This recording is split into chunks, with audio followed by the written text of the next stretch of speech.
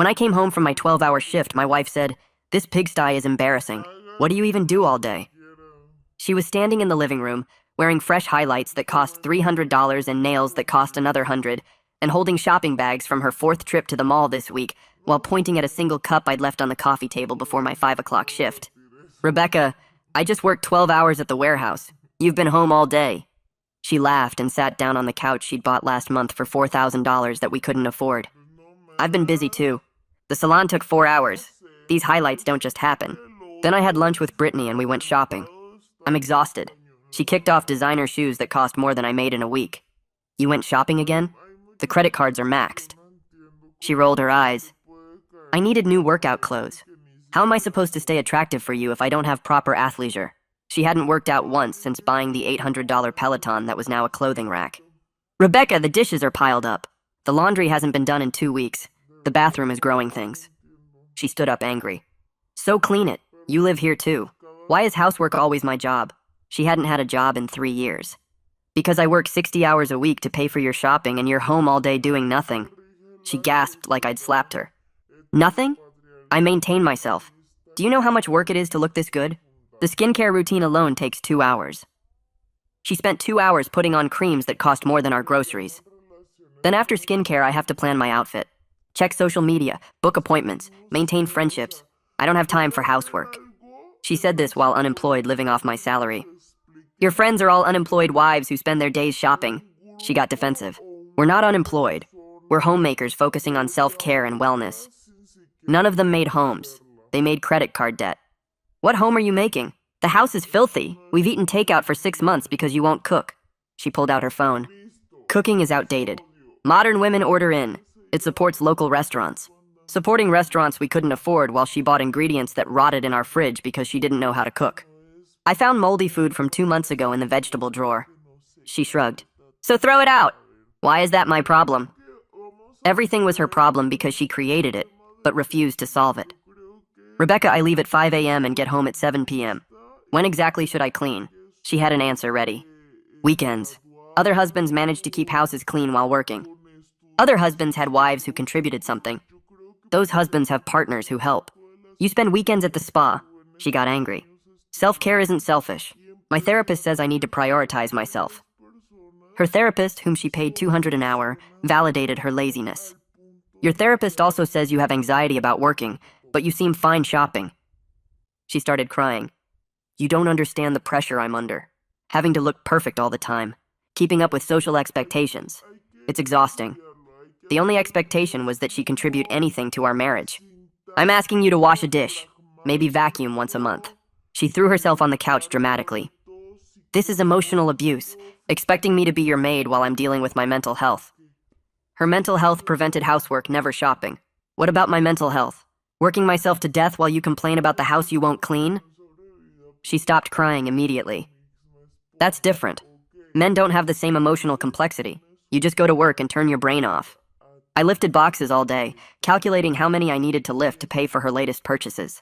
"I'm done, Rebecca. Clean the house or get out." She laughed. "Get out? This is my house too. Community property. I get half of everything. Half of the debt she created. Then you can have half the housework." She stood up furious. "Fine. I'll show you how hard housework is. I'll clean tomorrow and you'll see why I can't do it regularly." The next day I came home to her on the couch crying again. "I tried to clean, but I broke a nail. Look." She showed me a slightly chipped $150 manicure. "That's your excuse? A chipped nail?" She nodded seriously. "It's traumatic. Plus the cleaning chemicals might damage my skin. I have sensitive skin." Her skin survived chemical peels and acid treatments at spas. "Then wear gloves." She looked disgusted. "Rubber gloves? Like a servant?" "I don't think so." That night I stopped at the store and bought cleaning supplies. The next morning, instead of going to work, I called in sick for the first time in 5 years. Rebecca left at 9 for her hair appointment that would take all day. I cleaned everything. Every dish, every surface, every piece of laundry. The house was spotless. Then I packed her belongings. I started with her closet because that's where most of the damage lived. Designer dresses with tags still attached hung next to blouses she wore once for a photo. I pulled each hanger down and folded the clothes into cardboard boxes I'd picked up from the warehouse. A silk top that cost $200 went in the same box as workout leggings she never sweated in. Every item reminded me of an argument we'd had about money. I taped the first box shut and felt something loosen in my chest. The bedroom took 3 hours because she owned so much stuff. Shoes filled 6 boxes alone. I found receipts in her nightstand drawer showing purchases from last week, even though she knew the cards were maxed. By noon, I'd packed 10 boxes and the house looked bigger somehow. I moved faster after lunch and finished the bathroom in under an hour. All those expensive creams and serums went into a plastic tub. The living room was last, and I stacked everything by the front door where she'd see it immediately. 23 boxes total, plus the tub of beauty products. I sat on the couch and waited. Rebecca came through the door at 6:15 with shopping bags in both hands and her hair freshly colored. She stopped when she saw the boxes and the bags slipped from her fingers. She stared at the stack without moving or speaking for what felt like forever. Then she screamed so loud I thought the neighbors would call the police. She said I couldn't just kick her out of her own house and demanded to know what I thought I was doing. I stayed seated on the couch and kept my voice calm when I told her she had 2 choices. She could start contributing equally to housework and finances starting immediately, or she could move out by the end of the week. She called me an abuser and said I was forcing her onto the streets like she was homeless. She pulled out her phone and said she was going to tell everyone what kind of monster I really was. I didn't argue or defend myself, because there was nothing left to say that we hadn't already said 100 times. Rebecca ran to the bedroom and slammed the door hard enough to rattle the pictures on the wall. I heard her voice through the door talking fast and angry to someone on the phone. Within 40 minutes, a car pulled up outside, and her friend Chelsea came to the door without knocking. She glared at me like I'd committed a crime and went straight to the bedroom. Their voices carried through the house while I made myself dinner for the first time in 6 months. I scrambled eggs and made toast and ate at the kitchen table in silence. They talked for hours about what a terrible husband I was and how I'd blindsided Rebecca without warning. I washed my plate and went to watch television while they kept talking. Around 11, Chelsea came out and told me I should be ashamed of myself. I nodded and said nothing because arguing with her wouldn't change anything. Chelsea finally left after midnight, and the house went quiet. I was half asleep on the couch when Rebecca came out of the bedroom carrying 2 suitcases. She'd changed into sweatpants and her face was red from crying. She said she was staying with Chelsea temporarily, but this marriage wasn't over, and I couldn't get rid of her that easily. She grabbed her makeup case and a few outfits from the boxes, but left everything else stacked by the door. She told me I'd regret this and she'd make sure everyone knew what I'd done to her. Then she left, and the house was silent for the first time in 3 years. I locked the door behind her and slept better than I had in months, even though I knew tomorrow would be harder. The next morning, I called my brother Johnny before my shift started. He answered on the second ring, and I told him everything that had happened in the past 2 days. He listened without interrupting, and when I finished, he said I should have done this 2 years ago. He told me Rebecca had been taking advantage of me since she quit her job, and everyone in the family could see it except me. He offered to help me figure out the next steps, and gave me the name of a divorce attorney his friend had used. I wrote down the number and thanked him for not judging me. He said there was nothing to judge because I'd finally stood up for myself, and that took guts. We talked for another 10 minutes before I had to leave for work, and he made me promise to call the attorney today. I used my lunch break to call the warehouse supervisor and request a personal day. He approved it without asking questions because I'd never called out sick or taken time off in 5 years. I drove straight to the attorney's office after my shift ended. Danielle Pratt worked out of a small building downtown, and her receptionist led me to a conference room with a long table. Danielle came in 5 minutes later carrying a yellow legal pad and sat across from me. She had gray hair and sharp eyes and asked me to explain my situation from the beginning. I told her about Rebecca's unemployment and spending habits and refusal to do housework. I showed her credit card statements on my phone that went back 3 years.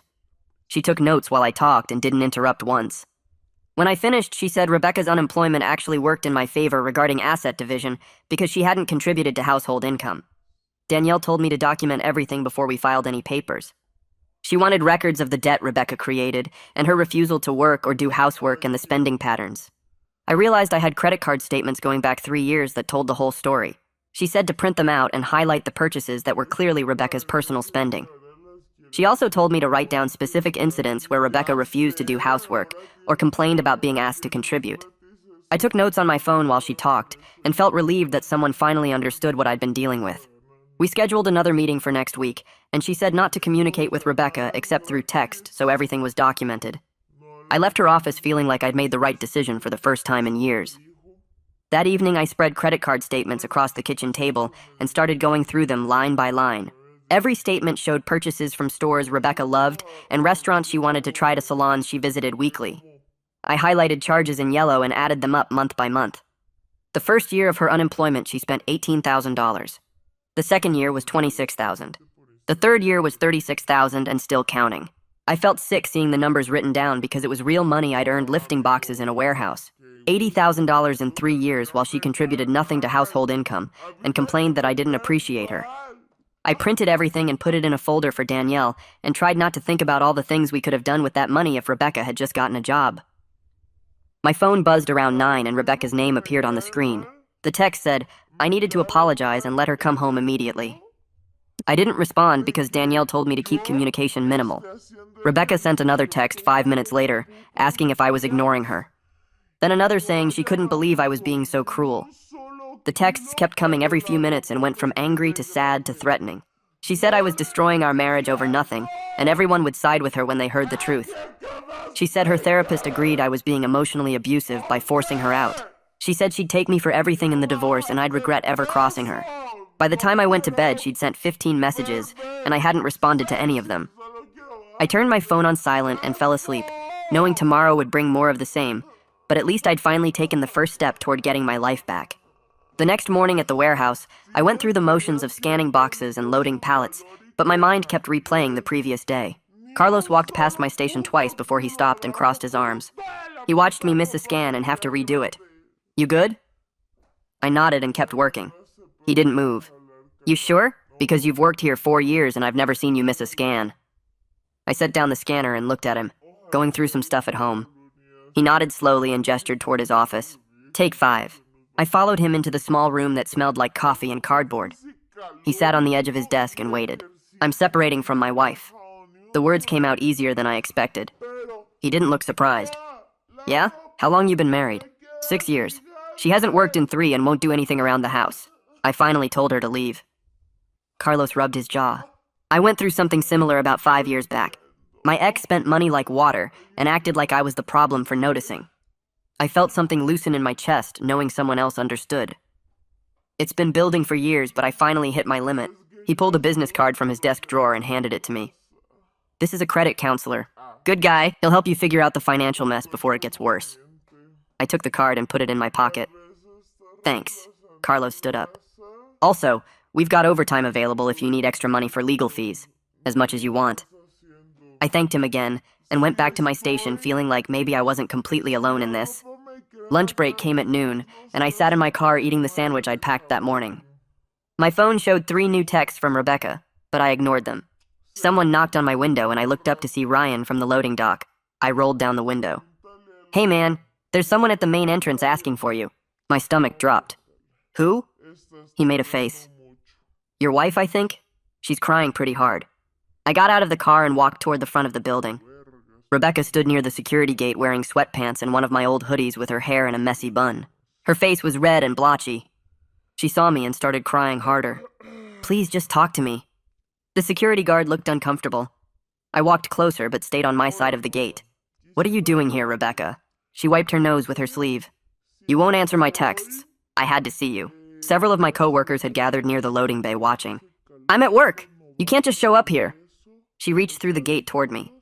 I'm sorry, okay? I'll do better. I'll clean the house and cook and everything. Just let me come home. I stepped back from her hand. It's too late for that.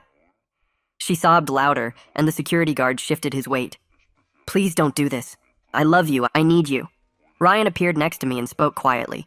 Hey man, if she keeps doing this, you might want to think about a restraining order. Rebecca heard him and turned her crying into anger. Who the hell are you? Ryan ignored her and looked at me. Just saying. This isn't normal. I nodded and turned back to Rebecca. Go back to Chelsea's house. We'll talk through lawyers.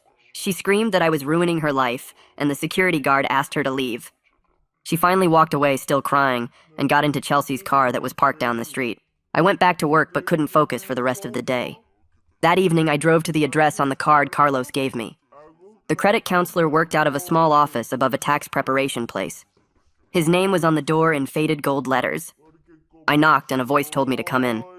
He was older, maybe 60, with gray hair and reading glasses hanging from a chain. You must be the warehouse referral. Carlos called ahead. I sat in the chair across from his desk. Yeah, I need help figuring out my debt situation. He pulled out a yellow legal pad. Tell me everything. I spent an hour going through our finances while he took notes. He asked about Rebecca's spending habits and our income and the credit cards. When I finished, he leaned back in his chair and whistled. You're $45,000 in debt, almost all of it from the last 3 years based on these dates. Hearing the number out loud made my hands shake. Can I fix it? He nodded. Yeah, but it'll take time. First thing is you need to stop any new spending. Cut up the cards. Second, we make a payment plan starting with highest interest rates. He walked me through a budget that would have me debt-free in 4 years if I stayed disciplined. This assumes your wife doesn't add more debt. I told him about the separation and he made a note. Good. That'll help. Once the divorce is final, her spending isn't your problem anymore. We scheduled another meeting for next month, and I left feeling like I had a path forward, even if it was a long one. 2 days later, Danielle called and said she'd filed the separation papers.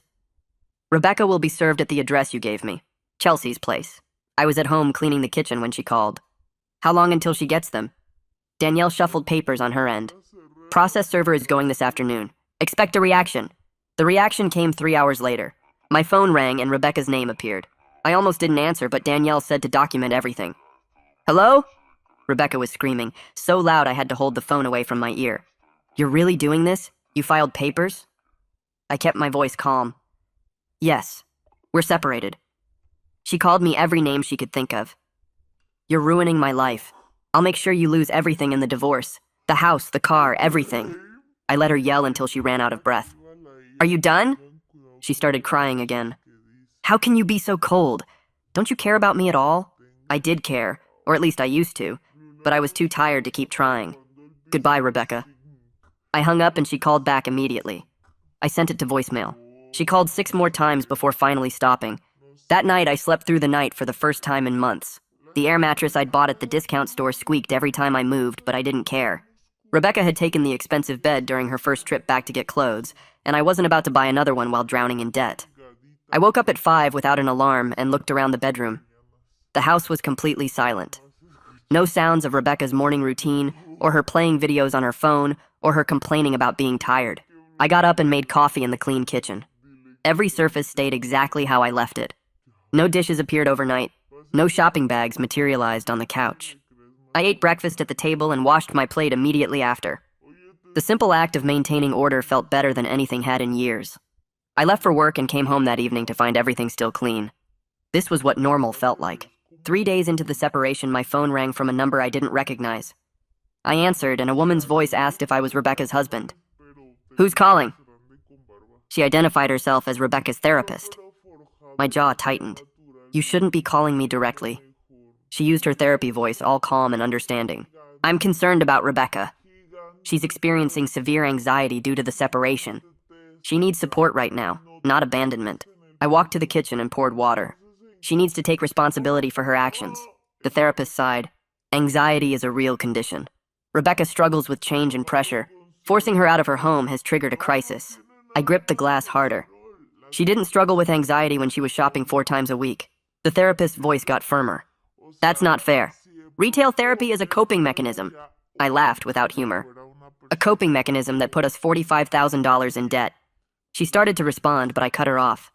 Contact my attorney if you have concerns. Her name is Danielle Pratt. I hung up before she could say anything else.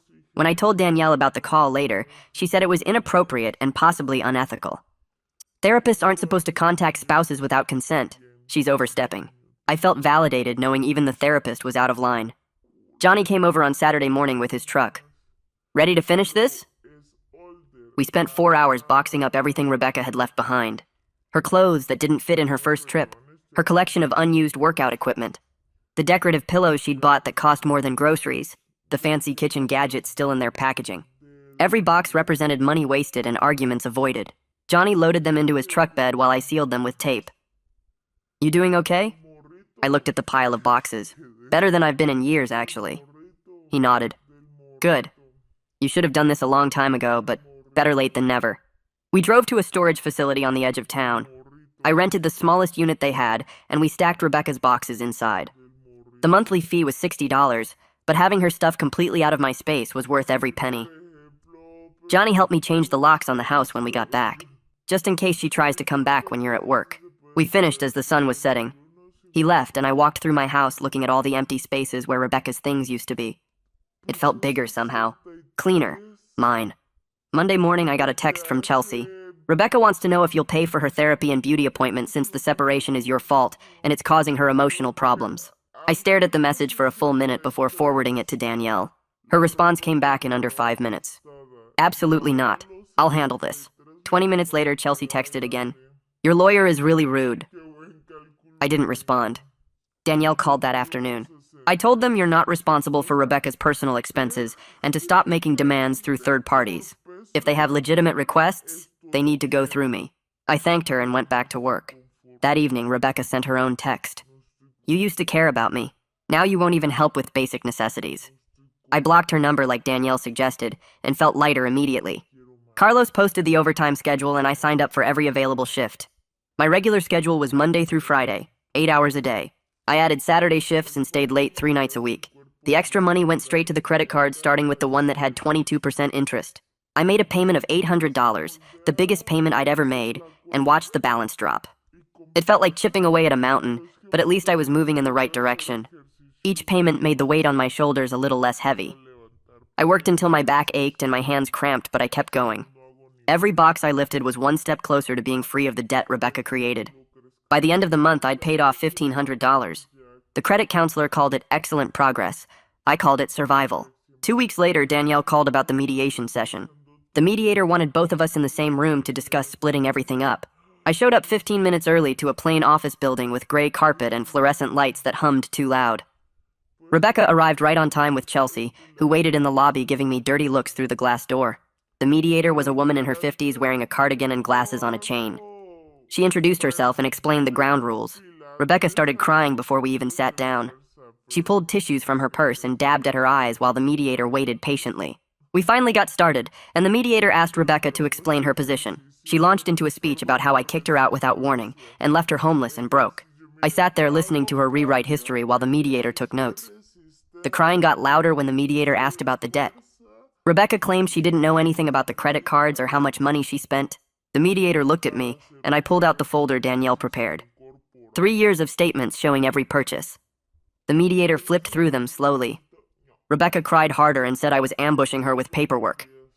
The session ended after an hour with nothing decided because Rebecca refused to look at the numbers or discuss anything real. She just cried and said I was being cruel. The next day, Danielle met with Rebecca's lawyer at his office downtown. She brought copies of all the spending records and bank statements. I waited at work checking my phone every 10 minutes. Danielle called during my lunch break. Rebecca's lawyer looked at the documentation for 20 minutes without saying much. Then he stepped out of the room to talk to Rebecca privately. When he came back, he suggested to Danielle that Rebecca should probably accept a fair split instead of fighting. The spending pattern made Rebecca look bad, and a judge wouldn't be sympathetic. Danielle said Rebecca's lawyer seemed tired, like he knew his client was difficult and the case was weak. I felt something loosen in my chest. Maybe this would end without a huge court battle that cost money I didn't have. That weekend, Rebecca started posting on social media. Long paragraphs about being abandoned by a heartless husband who threw her out for no reason. She wrote about emotional abuse and financial control. Chelsea and her other friends left supportive comments calling me terrible names. I didn't respond or react. By Monday, 3 different people from work had sent me screenshots asking if I was okay. 2 guys I played basketball with in college messaged me privately. They both said basically the same thing. They weren't surprised. They'd seen how Rebecca acted at parties and gatherings over the years. One of them said his wife stopped inviting Rebecca to things because she only talked about shopping and never asked anyone else questions. Another friend from the warehouse said he remembered Rebecca showing up once, demanding I leave work early for some salon emergency. People had noticed. I just hadn't realized how many. I started looking at apartments that week. The house we rented cost $1,400 a month, and I couldn't afford it alone, even with overtime. Plus, every room reminded me of arguments and disappointment. I spent my evenings after work scrolling through rental listings. Most places wanted first month, last month, and a security deposit. I did the math over and over trying to figure out what I could swing. Small studios were $800. 1-bedroom places ran $900 to $1,000. I needed something cheap and close to work to save on gas. I made a list of 5 possibilities and started calling landlords. Rebecca found out I was looking for apartments. Chelsea must have driven past the house and seen me loading boxes into my car because suddenly my phone exploded with messages. Rebecca said she wanted to come home and try again. She promised she'd changed and would do better with housework and spending. She sent 12 texts in a row about how marriage was worth fighting for, and we shouldn't give up. I read them sitting in my car outside the warehouse before my shift started. Then I typed back one message. It was too late. I was done trying to fix something she never valued. She called immediately and I let it go to voicemail. She called 6 more times. I blocked her number again and went inside to work. The apartment hunt took another week. I looked at 3 places that were dumps with broken fixtures and stains on the carpet. Then I found a listing for a small complex near the warehouse. The landlord's name was Cornelius Brown, and he met me there on a Saturday morning. He was an older guy, maybe 60, who wore work boots and moved slow but steady. The complex had 8 units, and mine would be on the first floor. 1 bedroom, 1 bathroom, a kitchen barely big enough to turn around in. But it was clean. The carpet was new. The bathroom had been updated recently. The windows let in actual sunlight. Cornelius said the rent was $750 a month. I could walk to work in 20 minutes on nice days. I told him I'd take it and we shook hands. I paid the deposit and first month right there with money from my latest paycheck. Moving day was set for 2 weeks out. Johnny and Ryan both took the day off to help me move. I didn't have much. My clothes, some kitchen stuff, a TV, my air mattress. We loaded everything into Johnny's truck in under an hour. Most of what filled the old house belonged to Rebecca. The expensive couch, the Peloton, all the decorative pillows and throws and picture frames, box after box of shoes and purses and clothes, the fancy kitchen gadgets still in their packaging. I realized standing in that empty living room that I'd been living in Rebecca's space, not ours. My entire life fit in the back of a pickup truck. We drove to the new apartment and unloaded in 30 minutes. Johnny brought sandwiches and we sat on the floor eating lunch in my empty living room. Ryan said the place had good bones. Johnny said it was a fresh start. I said it felt like mine. Rebecca showed up that evening without warning. I was unpacking kitchen stuff when someone knocked hard on the door. I opened it, and there she stood wearing expensive sunglasses and holding her phone. She pushed past me into the apartment, looking around at the empty space. She wanted to know how I could afford this place. Her voice was sharp and accusing. I stayed calm and told her the truth. I could afford it because I wasn't supporting her shopping anymore. $750 a month was cheap compared to what her spending cost. She walked through the whole apartment like she was inspecting it. She checked the bedroom, looked in the bathroom, opened the fridge. Then she turned around and said this place was pathetic and I'd regret leaving her. She changed tactics fast. The anger dropped away, and suddenly she was soft and sad. She sat down on my air mattress and started talking about when we first met. Remember how happy we were? Remember that trip we took to the beach? Remember when we stayed up all night talking? Her voice got quiet, and she looked up at me with wet eyes. I stood in the doorway and let her finish. Then I reminded her that the person she was back then had a job. She had interests beyond spending money. She actually contributed to the relationship. That person disappeared 3 years ago, and I didn't think she was coming back. Rebecca's face hardened again. She stood up and walked past me to the door. She said I'd be sorry and she'd make sure everyone knew what kind of person I really was. My phone rang an hour after Rebecca left. Danielle's name showed up on the screen. I answered and she sounded pleased. Rebecca's lawyer called her that afternoon. He was pushing Rebecca hard to accept a settlement. The spending documentation made Rebecca look really bad, and they both knew it. Rebecca wanted to avoid going to court where a judge would see all those credit card statements. Danielle said we should expect a settlement offer within the week. She asked if I was ready to be done with this. I said I'd been ready for months. We talked through what a fair settlement might look like. Then I thanked her and hung up. I looked around my small empty apartment with its clean carpet and working appliances. The quiet felt good. No drama, no crying, no demands. Just space that was mine to fill however I wanted. The settlement papers came in the mail 3 days later. I sat at my small kitchen table reading through the legal terms while drinking coffee from a mug I'd bought for $2 at the thrift store. Rebecca would get half of what little we owned, which was mostly furniture she'd picked out anyway. The debt split caught my attention. Her lawyer proposed $30,000 of the $45,000 total would be her responsibility. I called Danielle and asked if we could push for $35,000 instead. She laughed and said she'd already planned to counter with that exact number. The spending records made it clear where the money went, and any judge looking at those credit card statements would see Rebecca's name on 90% of the charges. Danielle sent the counteroffer that afternoon. I went to work feeling lighter than I had in months, even though the warehouse was hot and the boxes seemed heavier than usual. Carlos asked if I wanted to grab lunch, and I said yes for the first time in weeks. We sat in his truck eating sandwiches from the corner deli, and he told me about his own divorce 5 years back. His ex-wife had drained their savings on a boyfriend she'd been seeing for 8 months. He said the worst part wasn't the money or the betrayal. It was realizing he'd ignored all the warning signs because he didn't want to face the truth. I understood that completely. Rebecca's response came back 2 days later. She refused the $35,000 split and demanded we stick to the original $30,000. Danielle called me at work during my break and explained that Rebecca's lawyer was probably advising her to take the deal, but Rebecca wasn't listening. She wanted to fight out of spite, not strategy. Danielle said we'd wait. Sometimes people needed time to realize they were making things worse for themselves. I went back to loading trucks and tried not to think about how much longer this might drag out. That night, Rebecca texted me directly for the first time in weeks. The message said her lawyer was being too negative, and she knew a judge would see things her way. She said I was trying to punish her for being a woman who valued self-care. I didn't respond. The next morning, Danielle called again. Rebecca's lawyer had apparently sat her down and walked through what would happen in court. A judge would look at 3 years of unemployment, credit card statements showing luxury purchases while bills went unpaid, and testimony about refusing basic household responsibilities. The lawyer told Rebecca she'd be lucky if a judge only assigned her $35,000 of the debt. She might end up with $40,000 or more. Rebecca agreed to the $35,000 split that afternoon. We scheduled the signing for the following Tuesday at Danielle's office. I took a half day off work and drove to the small building downtown where Danielle rented space. The waiting room had generic landscape paintings and magazines from 6 months ago. Rebecca arrived 10 minutes late with Chelsea, who sat in the corner glaring at me while Rebecca signed papers. Danielle walked us through each document, explaining what we were agreeing to. Rebecca cried through the entire process, her mascara running down her face in dark streaks. She kept pausing to wipe her eyes and blow her nose. When we got to the final signature page, she looked up at me with red, swollen eyes. She said she'd change for real this time if I gave her another chance. She said she understood now what I'd been trying to tell her. She said she'd get a job and stop spending and actually help around the house. Her voice cracked on every other word. I looked at her sitting there in a shirt that probably cost more than my weekly groceries and felt nothing but tired. I told her honestly that I didn't believe she'd change, and even if she did, I'd realized something important over the past few weeks. I was happier without her. The apartment was quiet and clean.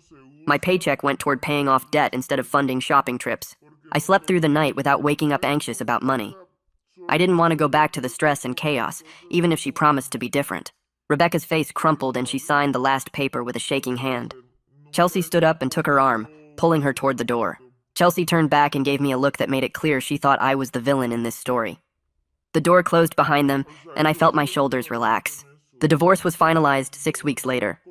Danielle called me at work to tell me the judge had signed off on everything and it was officially over. I thanked her and hung up, then stood in the warehouse staring at a stack of boxes for a solid minute. That evening, I drove to a small Italian restaurant I'd passed 100 times but never entered because it seemed too expensive. I sat alone at a corner table and ordered chicken parmesan with a side salad. The food was good, not amazing, just solid and well prepared. I ate slowly and realized this was the first time I'd sat in a restaurant in months without calculating how much the meal cost and whether we could afford it. The check came to $23 with tip. I paid it without the usual spike of anxiety about the credit card bill. Walking back to my truck in the parking lot, I felt something close to peace. The next Monday at work, Carlos pulled me aside during our morning break. He said the current supervisor for the evening shift was retiring in 3 months, and they'd be posting the position internally. He asked if I'd be interested. The pay increase was $4 more per hour, which would add up to several hundred extra dollars each month. I could use that money to attack the remaining debt even faster. I told Carlos I was definitely interested. He nodded and said he'd put in a good word with the warehouse manager. The rest of the week, I found myself working with more focus and energy than I'd had in years. I wasn't dragging through shifts counting down the hours until I could go home and collapse. I was actually thinking about the work, finding more efficient ways to organize shipments and helping newer employees learn the systems. Carlos noticed. He stopped me on Friday afternoon and said he'd already talked to the manager about me. The conversation had gone well. Rebecca started texting me again about 2 weeks after the divorce finalized. The messages came late at night, usually after 11. Some were angry, calling me selfish and saying I'd abandoned her when she needed support. Some were sad, talking about how lonely she felt and how much she missed me. Some tried to be friendly and casual, asking how I was doing and mentioning things she'd seen that reminded her of me. I kept my responses short and factual. When she asked about getting some items she'd left behind, I told her to coordinate with Danielle. When she said she wanted to talk about what went wrong, I said there was nothing left to discuss. When she sent a long message at 2 a.m. about how she was in therapy and working on herself, I waited until morning and replied that I was glad she was getting help. I didn't engage with the emotional content or let myself get pulled back into conversations about our relationship. Danielle had warned me this might happen. She said some people couldn't accept that it was really over and would keep trying to maintain connection any way they could. The best approach was to stay polite but distant. Johnny called me in early November and asked what I was doing for Thanksgiving. I said I hadn't thought about it. He said his wife was hosting dinner for the family and I should come. His kids would be there. his parents, a few cousins. I hesitated because I hadn't spent a holiday with extended family in 3 years. Rebecca had always insisted we do Thanksgiving at expensive restaurants because she didn't want to cook and didn't want to deal with family drama. The restaurant meals had cost $200 or more and had left me stressed about money for weeks afterward. Johnny said his wife was making turkey and all the usual sides. Nothing fancy, just family gathering to eat too much food and watch football. I said yes. Hanging up the phone, I realized this was the first holiday in 3 years I was actually looking forward to, instead of dreading the cost and the drama and Rebecca's complaints about whatever wasn't perfect. The supervisor promotion came through in mid-December. The warehouse manager called me into his office and offered me the position starting January 1st. I accepted immediately. The pay increase was actually $4.50 per hour, slightly more than Carlos had mentioned. That added up to an extra $720 per month before taxes. I did the math in my head and realized I could be completely debt-free in 18 months instead of 3 years.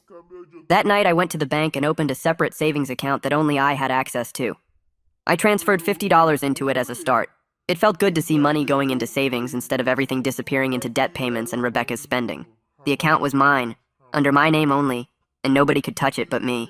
I met with the credit counselor in February and brought all my updated statements. He pulled up my account on his computer and looked through the payment history for several minutes while I sat there waiting. Then he turned the monitor so I could see it and pointed at the projected timeline graph. According to his calculations, I was 3 months ahead of schedule on the debt repayment plan we'd set up back in October. If I kept making the same payments I'd been doing, I would be completely debt-free in 2 years instead of the original 4-year estimate. He asked what had changed, and I told him about the supervisor promotion and the overtime I'd been picking up. He nodded and said most people in my situation would have celebrated the extra income by loosening their budget, but I'd done the opposite and attacked the debt harder. That made all the difference. Walking out of his office, I felt something I hadn't felt in years. Pride in myself. Real pride based on actual accomplishment instead of just surviving another day. Johnny called me the next week while I was eating lunch at the warehouse. He said Chelsea had told him something interesting. Rebecca finally got a job. She was working retail at one of the stores she used to shop at all the time. The one where she'd spent thousands on clothes and accessories. Chelsea said Rebecca didn't have a choice anymore because she couldn't pay her bills. The debt settlement had left her with $35,000 to pay off on her retail salary, and apparently reality had finally hit. Johnny said Chelsea mentioned that Rebecca was working full-time, 40 hours a week on her feet dealing with customers. I asked if Rebecca was complaining about it, and Johnny said actually no. According to Chelsea, Rebecca seemed tired but wasn't throwing her usual drama about how hard everything was. She was just doing the work because she had to. 3 weeks later, I ran into Rebecca at the grocery store. I was picking up vegetables and chicken for the week when I saw someone in the produce section who looked familiar but different. It took me a full 5 seconds to realize it was Rebecca. She had her natural brown hair instead of the expensive highlights. She wore plain jeans and a basic shirt instead of designer clothes. She looked tired. Really tired, with dark circles under her eyes and no makeup. She saw me at the same time and froze with a bag of apples in her hand. I walked over and said hello. She said hi back quietly. We stood there for a moment, and then she said the job was actually okay. She was learning things she'd never bothered to learn before, like how to budget and save money. She got paid every 2 weeks and had to make that money cover rent and food and bills with nothing left over for shopping or salons. It was hard, but she was managing. I asked how she was handling the debt, and she said she set up automatic payments so she couldn't skip them.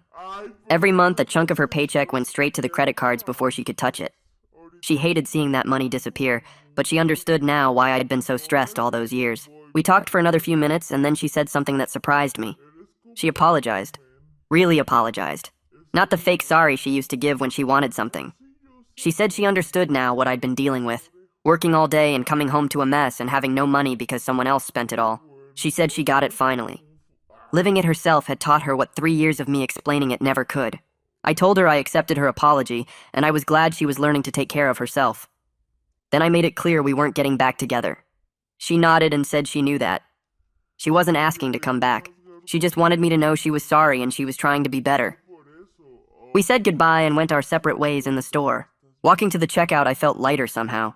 The apology didn't fix anything, but it closed something that had been open. I started dating casually in March. Nothing serious, just coffee or dinner with women I met through work friends or online. The first date I went on was with someone named Lisa, who worked in logistics at a different company. We met for coffee and talked for 2 hours. She told me about her job and her hobbies and her goals for the next few years. She had her own apartment and her own car and her own money. She paid for her own coffee without expecting me to cover it. The conversation flowed naturally because we both had things to talk about beyond shopping and beauty treatments.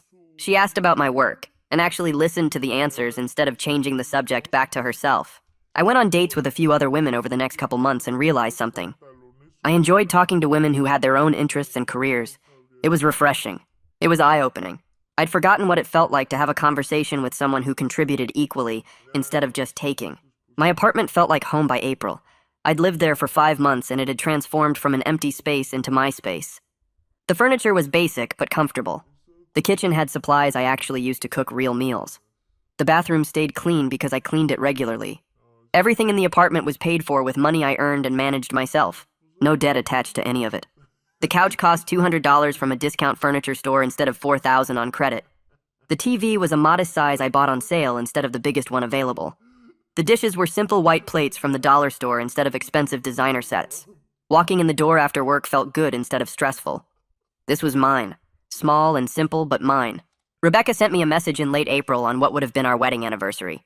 I saw the notification and almost didn't open it, but curiosity got the better of me.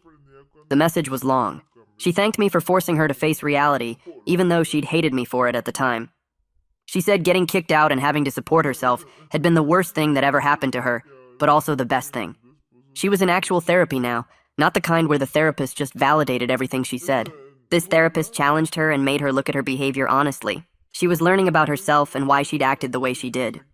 She said she had a long way to go, but she was trying. The message ended with her saying she didn't expect anything from me and wasn't trying to get back together. She just wanted me to know that leaving her had probably saved her life, even if it hadn't felt like it at the time. I read the message twice and then responded. I kept it short and kind. I told her I was glad she was getting real help and learning to take care of herself. I wished her well and meant it. Sending that message, I realized something important. I wasn't angry anymore. The anger that had burned in me for months after I packed her stuff was gone. It had faded so gradually I hadn't noticed it disappearing. Now I just felt grateful. Grateful I'd had the courage to walk away from something that was destroying me. Grateful I'd stood firm even when she cried and begged and threatened. Grateful I'd chosen myself for once instead of trying to fix someone who didn't want to be fixed. Carlos pulled me aside in early May and told me he was retiring at the end of the month. He'd been with the company for 32 years, and it was time to spend his days doing something other than managing warehouse operations. He said he'd already talked to the regional manager and recommended me for his position. The warehouse manager job came with another significant raise, better benefits, and a company vehicle for site visits. I would be managing the entire facility instead of just supervising one shift. Carlos said I'd earned it through hard work and dedication, and he trusted me to do the job right. 2 weeks later, I got called into a meeting with the regional manager who offered me the position officially. I accepted immediately. The pay increase was another $3 per hour plus quarterly bonuses based on facility performance. The benefits included better health insurance and a retirement matching program I could actually contribute to now. A year after Rebecca and I separated, I made the final payment on the credit card debt. The last card had a balance of $800, and I paid it off in full on a Friday afternoon in June. I logged into the account and watched the balance change to zero. Then I logged into the other cards and saw all zeros. Completely debt-free except for my car payment, which had 2 years left. I sat at my kitchen table and looked at those zero balances for a long time. $45,000 in debt, gone. Paid off through overtime shifts and careful budgeting and saying no to things I didn't need. I called Johnny and told him I wanted to take him and his family out to dinner that weekend. My treat, at a nice restaurant I could actually afford. He said I didn't have to do that, but I insisted. He'd helped me through the worst time of my life, and I wanted to say thank you properly. Saturday night, I took Johnny, his wife, and their 2 kids to a steakhouse and paid for everything without stress or worry. The bill was $160, and I handed over my card knowing I had the money in my account to cover it. No debt, no panic, just a nice dinner with family who'd supported me when I needed it most. The company sent me to a regional logistics conference in Chicago 3 months after my promotion. I'd never been to something like this before, mostly just warehouse managers and coordinators from across the Midwest, talking about efficiency improvements and inventory systems. The hotel had one of those big conference rooms with round tables and terrible coffee. I sat down at a table near the back during the lunch break, and a woman about my age sat down across from me. She had dark hair pulled back in a practical ponytail and wore a simple blazer with no jewelry except a watch. She smiled and introduced herself as Amelie Doyle, logistics coordinator for a distribution company 2 states over. We started talking about the morning sessions and somehow ended up discussing everything else. She was funny and smart and had opinions about supply chain management that actually made sense. When lunch ended, we exchanged numbers, and she texted me that evening asking if I wanted to grab dinner since we were both stuck at the hotel anyway. We met at the restaurant downstairs and talked for 3 hours. She told me about her job and her apartment and how she was saving up to buy a condo. I told her about the divorce, and she didn't look at me with pity or judgment, just understanding. She said her ex-husband had been similar, always taking and never contributing, spending her money while she worked 2 jobs to keep them afloat. She'd finally left him 2 years ago and rebuilt her life from scratch. The conference ended, but we kept texting, then calling, then video chatting most evenings after work. A month later, I drove 4 hours to visit her for the weekend. We went to dinner at a place she liked and walked around her neighborhood, and it felt easy, natural, like talking to someone who actually understood what partnership meant. She came to visit me the next weekend and met Johnny and his family. Johnny pulled me aside later and said he liked her, that she seemed solid and real. 3 months after the conference, we made it official. Emily and I were dating seriously, and neither of us saw the point in playing games or pretending we didn't care. One night at her place, I told her the full story about Rebecca. The shopping addiction, the refusal to work or clean, the $80,000 in debt, all of it. Emily listened without interrupting, and when I finished, she reached across the table and squeezed my hand. She said her ex had been the same way, just in different forms. He'd quit job after job claiming they didn't appreciate him while she paid all the bills. He'd promised to help around their apartment, but spent his days playing video games. She understood completely what it felt like to carry someone who refused to stand on their own. That conversation changed something between us. We both knew what we didn't want and what we did want. We wanted equal partnership, shared responsibility, someone who showed up. Johnny called me one afternoon 6 months into my relationship with Emily. He said Chelsea had told him something interesting. Rebecca was engaged. She'd met someone at the retail store where she worked, another employee who'd been there for years. They'd been dating for 4 months and he'd proposed last week. Chelsea said Rebecca seemed different now, actually happy in a genuine way instead of the manic shopping happiness. She and her fiancé were splitting bills 50-50. She did her own laundry and cooked meals and kept their apartment clean. Chelsea said Rebecca talked about her job like it mattered to her, about saving money for their wedding instead of blowing it on salon treatments. She'd apparently become the person she'd refused to be during our marriage. I sat with that information for a while. My first reaction surprised me because I wasn't angry or bitter. I was genuinely happy for her. Sometimes people need to hit rock bottom before they change, and our divorce had apparently been her rock bottom. She'd lost everything, had to move in with Chelsea, had to get a job for the first time in years, had to face reality without someone enabling her. And somehow that had forced her to grow up. I hoped it was real growth and not just temporary behavior. I hoped she'd learned something from our marriage falling apart. But mostly I hoped she was actually happy because I was happy, and there was no point in carrying around anger anymore. Emily moved in with me after 6 months of dating. She gave notice at her apartment, and we spent a weekend moving her stuff in with help from Ryan and Johnny. Her furniture was nice but modest, things she'd saved up for and bought herself. She had kitchen supplies that actually got used and books and plants that she kept alive. The first night she was officially living with me, we sat on the couch and she pulled out her laptop. She said we should start saving together for a house. She'd been saving on her own, but if we combined our efforts, we could have a down payment in 2 years.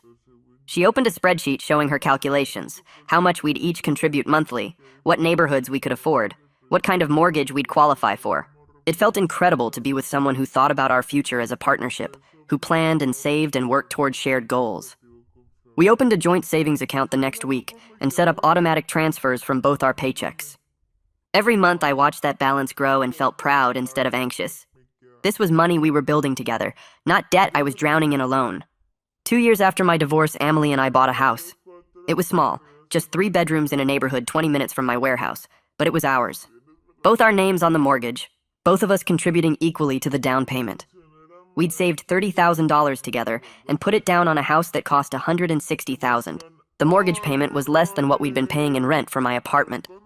We spent weekends painting rooms and fixing up the yard and picking out furniture together. Everything we bought we discussed and agreed on. Nothing appeared on a credit card as a surprise. Emily got promoted at her company to senior logistics coordinator with a significant raise. I got promoted to regional warehouse manager overseeing 3 locations across the state. The job was demanding, lots of travel and problem solving and managing multiple teams, but it was rewarding.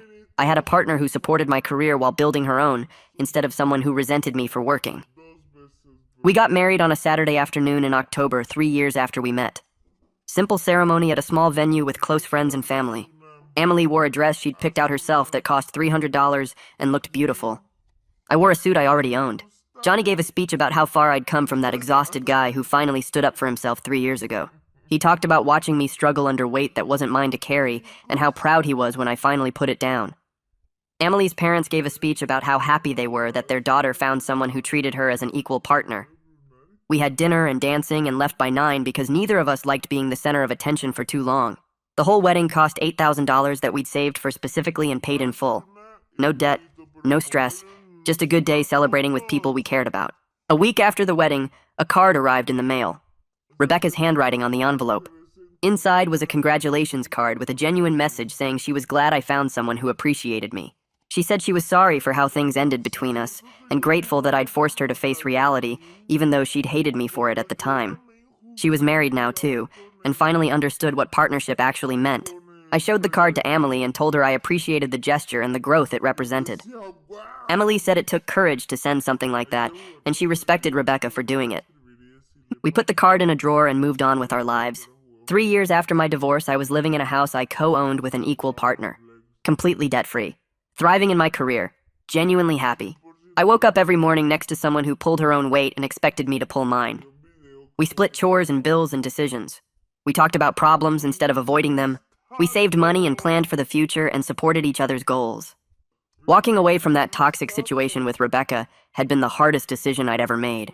Standing in that clean house with her packed boxes, knowing I was about to blow up my marriage and face the unknown. But it was also the best decision I'd ever made. Sometimes the hardest thing and the right thing are the same thing. Sometimes you have to choose yourself even when everyone tells you that's selfish. I chose myself and built a life worth living. That's all any of us can do.